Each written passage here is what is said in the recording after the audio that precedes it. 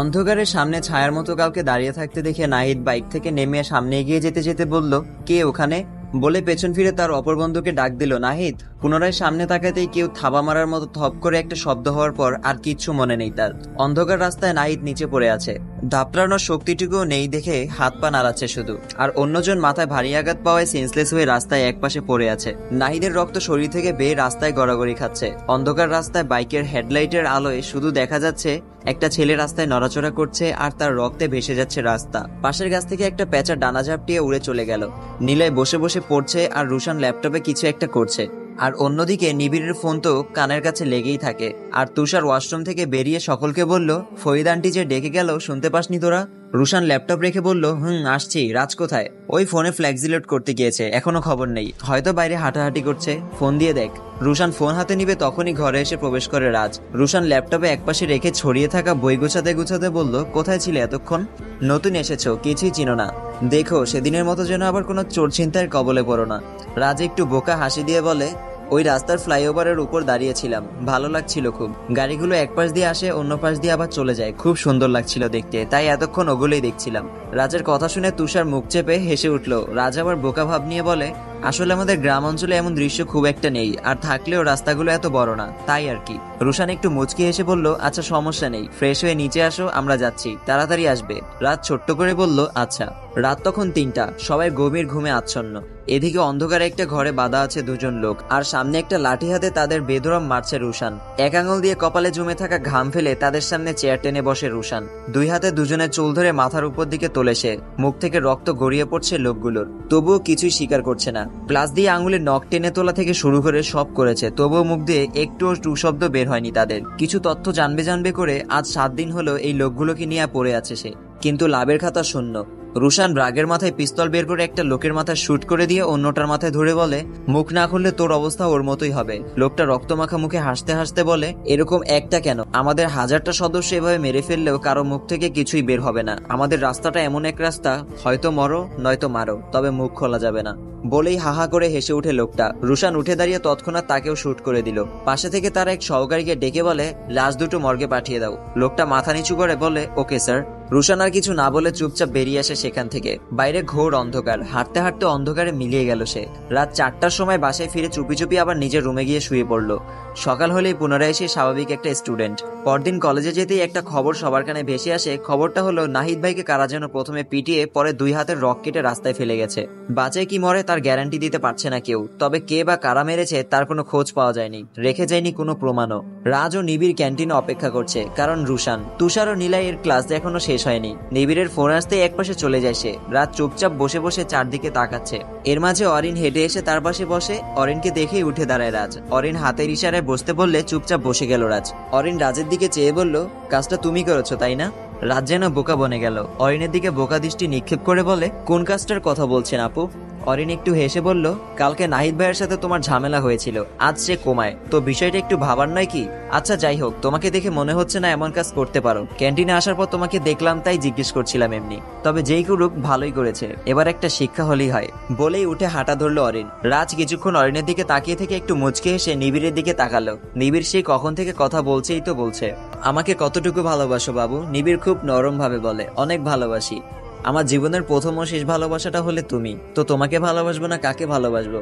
অপর পাশ থেকে বলে, ইস আমার বাবুটা কত ভালো, কিন্তু প্রায় টাইমে তোমার ফোন বিজি পাই কেন? কার সাথে কথা বলো? নিবিড় একটু রেগে বলে, কার সাথে কথা বলো মানে? তুমি ছাড়া কি আমার লাইফে আর কেউ আছে? আচ্ছা তুমি কি আমাকে সন্দেহ করছো? নিবিড়ের রাগে একটু থতমত খেয়ে মেয়েটা বলে, আরে না না, এমনটা মিন করিনি, ভুল বোঝো না প্লিজ, আমি তো জানি তুমি আমায় কত ভালোবাসো। নিবিড় বলল, এটা মাথায় রাখবে, দুনিয়ার সব মানুষের ভালোবাসা মিথ্যা হলেও এই নিবিড়ের ভালোবাসা কখনো মিথ্যা হয় না। আচ্ছা আমি ফোন রাখি। ওপাশ থেকে মেয়েটা বলল, প্লিজ রাগ করো না বাবু, আমি সত্যি এভাবে বলিনি। তার আগেই ফোন কেটে দেয় নিবিড়, যেন এক প্রকৃত প্রেমিক তার গার্লফ্রেন্ডকে সন্দেহ করে রাগ করেছে সে। আজ টিউশনিতে যাওয়ার পর রাজ ভালোই বুঝতে পারে যে আরোহীর মনটা বিষণ্ণ। আসার পর থেকেই পড়ায় মন বসছে না। রাজ তার দিকে চেয়ে বলে, আসার পর থেকেই দেখছি কোনো পড়াতেই মন বসছে না তোমার, কোনো সমস্যা হয়েছে? পার্সোনাল হলে বলার দরকার নেই। আরোহী গাল থেকে হাত সরিয়ে বলল, আজ বাবা মায়ের আবার ঝগড়া হয়েছে, আর বাবা সবসময় মাকে কি বিষয় নিয়ে যেন হুমকি দেয়। রাজ বলল, ওটা ওদের পার্সোনাল ব্যাপার, ঝগড়া হবে আবার ঠিক হবে, এর মাঝে তুমি মন খারাপ করে রাখলে কি হবে? আরোহী এবার টেবিলে ভর দিয়ে ভালোভাবে বসে বলে, বিষয়টা এমন হলে আমি ভাবতাম না। বাবা মাসে 2 মাসে একবার বাসায় আসে, তাও একদিন থেকে চলে যায়। আর মাকে দেখি সবসময় কেমন একটা ভয়ে ভয়ে থাকে, কিন্তু কারোর সাথে কিছু শেয়ার করে না। আমি কিছু জিজ্ঞেস করলেও বলে না। বাবাকে খুব লিমিটেড চাইতেও একটু বেশি ভয় পায়। রাজ কিছুক্ষণ ভেবে বলল, আচ্ছা বাদ দাও ওসব, তুমি ছোট মানুষ, এত কিছু ভাববে না। তুমি শুধু নিজেকে নিয়ে ভাববে আর পড়াশোনা করবে। আচ্ছা তুমি ভবিষ্যতে কি হতে চাও? আরোহীর মন অন্যদিকে নেওয়ার জন্য এই কথাটা বলল রাজ। আরোহী কিছু না ভেবেই বলল, একজন স্বামীর আদর্শ স্ত্রী হতে চাই। সে হবে আমার জন্য সবচেয়ে বেস্ট একজন মানুষ, যার সাথে মন খুলে কথা বলতে পারবো। আমার বাবা মায়ের মতো হবে না, সুন্দর একটা খুনসুটিময় জীবন হবে আমাদের। রাজ সোজা হয়ে বলল, হ্যাঁ সেটা তো অবশ্যই। এই ধরো অনেকে তো ডাক্তার হতে চায়, শিক্ষিকা হতে চায়, তোমার এমন কোনো ইচ্ছা নেই? আরোহী আরো উৎসাহ নিয়ে বলে, আছে তো, আমিও শিক্ষিকা হব। আমার ছেলে মেয়েদেরকে বাসায় পড়াবো, ওরা হবে স্টুডেন্ট আর আমি হব শিক্ষিকা। রাজ হতাশ হয়ে কপালে হাত রেখে বলে, আচ্ছা ভালো, এখন পড়ায় মন দাও। বলেই হাতে থাকা কলমটা ঘোরাতে থাকে রাজ। আরো কিছুদিন যাক, তারপর আরোহীর মায়ের সাথে কথা বলার ট্রাই করতে হবে। যদিও ওনার সাথে একা কথা বলার কোনো অপশন নেই, কারণ কথা বলার সময়ও তার সাথে 2জন সিকিউরিটি গার্ড দাঁড়িয়ে থাকে। তবুও চেষ্টা করতে হবে, হয়তো তার মাঝেও কোনো রহস্য লুকিয়ে আছে, যা হয়তো তার প্ল্যানের কিছুটা হলেও কাজে আসবে। স্যার জানেন, আপনার চুলগুলো না একদম কাকের বাসার মতো লাগে। একে তো মনে হয় 2 মাস ধরেও কাটেন না, আর মনে হয় জীবনেও চুলে চিরুনি লাগাননি। বলেই মুখ চেপে হেসে উঠল আরোহী। রাজ কিছুটা বিব্রতকর অবস্থায় পড়ে আরোহীকে শক্ত গলায় বলে, এগুলো কোনো পড়ার টপিক না আরোহী। আরোহী হাসি চেপে রেখে বলে, সরি স্যার, তবে হ্যাঁ, আপনি যদি নিজেকে একটু স্মার্ট বানানোর ট্রাই করেন তাহলে আপনাকে একদম হিরোদের মতো লাগবে। রাজ কিছু না বললে আরোহী আবার বলে, সত্যিই বলছি স্যার, একটুও বাড়িয়ে বলছি না। রাজ হতাশ হয়ে বলে, প্রশংসা করতে করতে তো হাঁপিয়ে গেছো, এবার একটু পড়ায় মন দাও। রাতের বেলায় ছাদে দাঁড়িয়ে আছে রুশান, কেমন যেন অস্থিরতা ভাব তার মাঝে। রিমা গত 2-3 দিন ধরে কোনোভাবেই যোগাযোগ করছে না, না নিজে ফোন দিচ্ছে, না ফোন দিলে রিসিভ করছে। অথচ সে নিজেই রাগ করে বসে থাকতো রুশান ফোন না দিলে। বাধ্য হয়ে রিমার খালামণির নাম্বারে ফোন দিল রুশান। কিছুক্ষণ কথা বলে রিমার কথা জিজ্ঞেস করলে সে বলে, 3 দিন ধরে রিমা কলেজে যাচ্ছে না, রাস্তায় কোন ছেলে নাকি তাকে ডিস্টার্ব করে। রুশান শান্তভাবে বলল, রামিম ভাইয়া কিছু বলেনি তাদের? রামিম হলো রিমার বড় ভাই।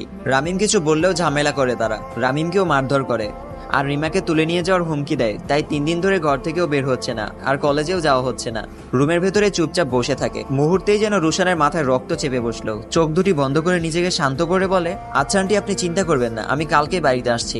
কিন্তু ওরা যদি তোমার কোনো ক্ষতি করে? রুশান বলল, ওটা আমি বুঝে নিব আন্টি, আপনি শুধু রিমাকে বলবেন মন খারাপ করে বসে না থাকতে, পরশু আমার সাথেই কলেজে যাবে সে। বলেই ফোন কেটে দেয় রুশান। রাস্তার পাশে এসে দাঁড়িয়ে বলে, কোনো সমস্যা হয়েছে? তোমাকে কেমন অস্থির দেখাচ্ছে দেখছি। রুশান 2 হাতে ভর দিয়ে একটু ঝুঁকে বলে, কালকে একটু বাড়ি যেতে হবে, বাড়িতে ছোট্ট একটা প্রবলেম হয়েছে। রাজ কিছু না বলে চুপচাপ তার পাশে দাঁড়ালো, তারপর শান্তভাবে বলল, তোমাকে দেখে তো মনে হচ্ছে না কোনো ছোট্ট প্রবলেম, মনে হচ্ছে সিরিয়াস কোনো বিষয় নিয়ে তুমি চিন্তিত। রুশান এবার রাজের দিকে চেয়ে বলে, অনেক বড় বড় প্রবলেমও আমার সামনে খুবই তুচ্ছ, কিন্তু আমার লাইফে একটাই দুর্বল জায়গা আছে, যেখানে ছোট ফুলের টোকাও আমার কাছে তলোয়ারের ভারী আঘাতের চেয়েও ধারালো মনে হয়। তাই কালকেই ইমার্জেন্সি বাড়ি যেতে হবে আমাকে। ভার্সিটির মেয়ে ফ্রেন্ডরা মিলে আড্ডা দিচ্ছে, ওখানে নিবিড় গিয়ে হাত বাড়িয়ে একে একে হ্যান্ডশেক করে বলে, দোস্ত কি অবস্থা তোদের? মেয়েগুলো হেসে বলে, ভালো। তোর? ফ্রেন্ড মহলে অরিনকে দেখে নিবিড় একটা মেয়ের কানে কানে বলে, ও এখানে কেন? মেয়েটা বলে, এখন থেকে অরিনও আমাদের ফ্রেন্ড। মুহূর্তে নিবিড় একগাল হেসে বলে, আরে তোদের ফ্রেন্ড মানে তো আমারও ফ্রেন্ড। হাই, আমি নিবিড়। অরিনের দিকে হাত বাড়িয়ে বিনিময়ে অরিন কিছু না বললে একটু অপমানিত বোধ করে নিবিড়। সে হাত সরিয়ে বলে, তুমি কোনো বলিউডের নায়িকাও নাও যে এত ভাব দেখাতে হবে। তোমার মতো অনেকটা সুন্দরী মেয়ের লাইন দিয়ে আছে আমার পিছে, আর এদের ফ্রেন্ড দেখে ভদ্রতার খাতিরে ফ্রেন্ড বানাতে চেয়েছি। না হলে নিবিড়ের এত দুর্দিন আসেনি যে যাকে তাকে নিজের ফ্রেন্ড বানাবে। সো তোমার এইসব 2 টাকার ভাব অন্য ছেলেদের সাথে দেখাতে এসো, বাট এই নিবিড়ের সাথে না। বলেই উঠে গেল নিবিড়। পাশ থেকে সাদিয়া আবার তাকে টেনে বসিয়ে বলে, ওফ, কি শুরু করেছিস তোরা? আর তুই কোথায় যাচ্ছিস? বস। নিবিড়ের আচরণে যেন হা হয়ে গেল অরিন। যেখানে ভার্সিটির কত ছেলে অরিনের পেছনে ঘোরে, আর সেই তাকেই নাকি নিবিড় সবার সামনে এভাবে অপমান করলো। অরিন কিছু বলতে যাবে, তখন দূর থেকে নিবিড়কে ডাক দিল রাজ। রাজকে দেখে থেমে গেল অরিন। সবাই মিলে রাজকে ডাক দিলে তাদের সামনে এসে দাঁড়ায় রাজ। নিবিড় তাকে সবার সাথে পরিচয় করিয়ে দিল। রাজও হাসি মুখে পরিচিত হলো সবার সাথে। নিবিড় বলে, রাজ খুব ভালো স্টুডেন্ট, পরশু আমার সব অ্যাসাইনমেন্ট রাজই করে দিয়েছিল। বন্ধু হিসেবে খুব হেল্পফুল একজন মানুষ সে। তারপর অরিনের দিকে চেয়ে নিবিড় আবার বলে, এই যে গরিবের ক্যাটরিনা কাইফ, ওই দিন যে একটা কাগজের জন্য ওকে এভাবে মার খাওয়ালেন, জিজ্ঞেস করে দেখুন চিঠিটা সেদিন নাহিদই পাঠিয়েছিল। আর আপনার সামনে হিরো সাজার জন্য আবার এসে নিজেই রাজকে মারধর করে। তাছাড়া এসব আপনার জেনেই বা কি লাভ? আপনার তো অহংকারে মানুষকে মানুষ বলেও মনে হয় না। নিবিড়কে টেনে একপাশে নিয়ে গেল রাজ। তারপর বলে, এভাবে কেন বলছো? যা হওয়ার তো হয়েই গেছে। নিবিড়ও রাজকে ফিসফিস করে বলে, এসব মেয়েদের এভাবে বলেই আগেই লক করে দিতে হয়, দেখবে নেক্সট টাইম আর ভাব দেখাতে আসবে না। কিন্তু তুমি যদি তার ভাবকে বেশি গুরুত্ব দাও, তাহলে পরে দেখবে সে আরো বেশি ভাব ভাব নিবে। সো সুযোগ বুঝে এসব ভাবের দোকান আগেই বন্ধ করে দিতে হয়। ভার্সিটি থেকে বের হওয়ার পর অরিন রাজের কাছে এসে বলে সরি ওদিনের ব্যবহারের জন্য। রাজ একটু হেসে বলে আরে সমস্যা নেই, ওসব পুরনো কথা, আর আমি পুরনো কথা মনে রাখি না। অরিনও একটু হেসে বলে তোমার নাম্বারটা দাও তো। রাজ বলল কেন? অরিন বলল পড়ায় কোনো প্রবলেম হলে তোমার থেকে হেল্প নিতে পারবো, আর ক্লাসমেট হিসেবে যোগাযোগও থাকলো। রাজ একটু হেসে নাম্বারটা দিয়ে দিল। এখান থেকেই শুরু হয়েছিল তাদের ফ্রেন্ডশিপটা। সন্ধ্যার পর কোমরে হাত দিয়ে নিজের ক্লান্ত শরীর ঠেলতে ঠেলতে বাসায় আসে নিবিড়। তুষার তার এই অবস্থা দেখে দৌড়ে গিয়ে তাকে ধরে ধরে রুমে নিয়ে আসে, বিছানায় শুয়ে দেয় আর জানতে চায় এমনটা কিভাবে হলো, কে মারলো তাকে। নিবিড় ব্যথায় আ উ করতে করতে বলে আজ 4 নাম্বারটার সাথে দেখা করার কথা ছিল রে দোস্ত। রাস্তায় তার জন্য অপেক্ষা করছিলাম, কারা যেন হুট করে এসে আমায় মেরে দিয়ে চলে গেল। পাশ থেকে নিলয় বলল মেয়েগুটি তো বিষয় নিয়ে মার খেয়ে বাসায় এসেছিস? ছি ছি, আস্তাগফিরুল্লাহ, তওবা তওবা। সত্যি কি কাহিনী এটা, নাকি কোথাও ধরা খেয়ে মার খেয়েছিস? নিবিড় ব্যথায় শব্দ করে বলে দেখ নিলয়, বাজে বকবি না, আমি প্রেমিক হতে পারি তবে এত তুষার হেসে বলে তুমি কি তা আমরা সবাই ভালো করেই জানি। নিবিড় এবার নিলয়ের দিকে চেয়ে বলল প্লিজ দোস্ত, তোর তো আবার মুখ পাতলা, কথা পেটের ভিতর রাখতে পারিস না, যার তার কাছে বলে ফেলিস। এসব কাউকে আবার বলতে যাবি না প্লিজ, আমার মান সম্মান একটুও থাকবে না তাহলে। নিলয় বলে আরে না না, কাউকে বলবো না। তুই কি আমাকে এমন ছেলে ভাবিস? আমার বুক ফাটে তবুও মুখ ফাটে না, টেনশন নিস না, কাউকে বলবো না আমি। পরদিন সকালে নিলয় রাস্তায় বের হলে নীরার সাথে দেখা, নিবিড়ের আরেক গার্লফ্রেন্ড। নিলয়কে দেখেই নীরা বলে ভাইয়া শুনুন, আপনি নিবিড়ের ফ্রেন্ড না? নিলয় তার দিকে চেয়ে বলে হ্যাঁ, কিন্তু আপনি নিবিড়কে কিভাবে চেনেন? নীরা বলল আমি ওর গার্লফ্রেন্ড। কয় নাম্বারটা? নীরা বলল কয় নাম্বারটা মানে? ওর কয়টা গার্লফ্রেন্ড? নিলয় বলল তা তো জানি না। আচ্ছা ভাইয়া, নিবিড় কোথায় আছে বলতে পারবেন? গতকাল থেকে আমার ফোনও ধরছে না। নিলয় একটু হেসে বলে সেই লেভেলে একটা ডোজ পাইছে। নীরা বলে মানে? সে আমাকে বলছে বিষয়টা কাউকে না বলতে, শুধু আপনাকে বলছি, আপনি ওর গার্লফ্রেন্ড দেখে। প্লিজ আপনি কাউকে বলবেন না বিষয়টা। নীরা বলল হ্যাঁ বলবো না। তারপর নীরার কাছে এসে নিলয় আস্তে আস্তে বলতে থাকে নিবিড় কালকে তার গার্লফ্রেন্ডের সাথে দেখা করতে গিয়ে ধরা খেয়ে সেই লেভেলের মার খাইছে, এখন বাসাতেই পড়ে আছে। আমি বাসায় গিয়ে বলবো আপনাকে ফোন দিতে। আর হ্যাঁ, আপনি কথাটা কাউকে বলবেন না প্লিজ, কারণ নিবিড় আমাকেও বলেছিল যেন কাউকে না বলি। আসসালামু আলাইকুম। তো গল্পটা অনেকেরই বুঝতে সমস্যা হচ্ছে, তাই আমি আপনাদেরকে একটু ক্লিয়ারলি বলে দিই। তো এই গল্পের চরিত্রে ছেলে কিন্তু আমাদের 5 জন আছে। 5 জনের নামটা আপনারা ভালো করে কাউন্ট করে রাখবেন। প্রথমত আমাদের রাজ, মানে আমাদের নায়কের ছেলে। তারপর আছে আরো বাকি 4 জন, নিলয়, তুষার, নিবিড় আর রুশান। এই 4 জনের চরিত্রও কিন্তু এই গল্পে দেখানো হচ্ছে। সো কেউ রাজের চরিত্রের সাথে এই 4 জনের চরিত্র আবার গুলিয়ে ফেলবেন না। দরকার পরে একটু ধৈর্য সহকারে সময় নিয়ে শুনবেন, তাহলেই বুঝতে পারবেন। তো আজকের মতো বিদায় নিচ্ছি, দেখা হচ্ছে পরবর্তী ভিডিওতে। সবাই সুস্থ থাকবেন, ভালো থাকবেন, আল্লাহ হাফেজ।